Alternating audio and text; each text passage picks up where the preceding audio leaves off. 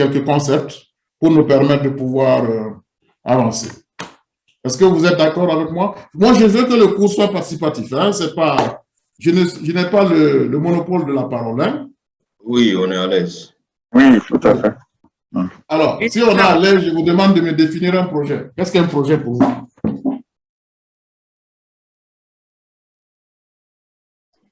Alors, si je me rappelle, la dernière fois, nous avons échangé sur les fondamentaux, la gestion de projet, dans laquelle nous avons vu la dimension de la gestion de projet avec, bien sûr, la place du management des risques dans la dimension de la gestion de projet.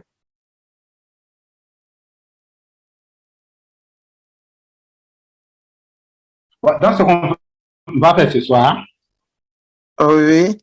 Voilà, ne traînez pas, c'est ce que je vous ai dit. Vous attaquez directement maintenant le deuxième TP. Voilà. Okay. Chacun n'a qu'à essayer maintenant de vous. S'il y a des questions, vous les posez sur l'affirmation. Je vais répondre à toutes les questions. Mais je vais voir si tout un chacun quand même peut démarrer le TP du début jusqu'à la fin. Donc ça, c'est comme une réponse. Ça, c'est une réponse qu'on doit mettre sur papier alors. Voilà, c'est ce que j'ai dit.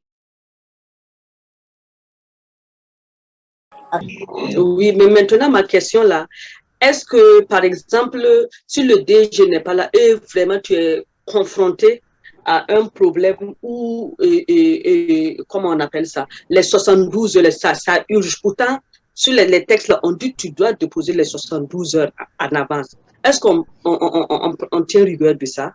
Non, ce que vous devez retenir, c'est qu'il y a les règles qui existent dans l'administration. Il y a aussi le management dans les organisations, donc dans les structures. Souvent, les règles qui sont rigides, qui sont fixées, peuvent trouver des assouplissements si éventuellement, effectivement, il y a une bonne compréhension et puis une bonne ambiance.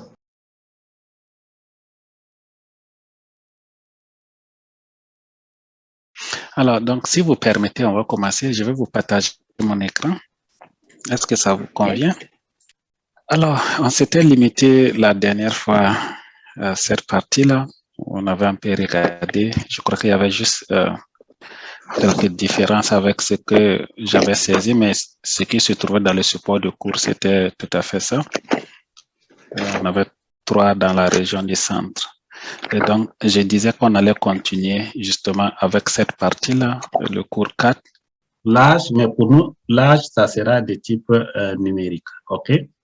Voilà. Monsieur Salvador, excusez. Comme je vous ai pris avec un léger retard, je n'ai pas bien cerné au niveau de l'explication des textes là. Si je peux, vous pouvez, s'il vous plaît, me donner un exemple, les textes valables. Vous ne devez pas perdre de vue qu'un projet s'approchait à un objectif dans le temps.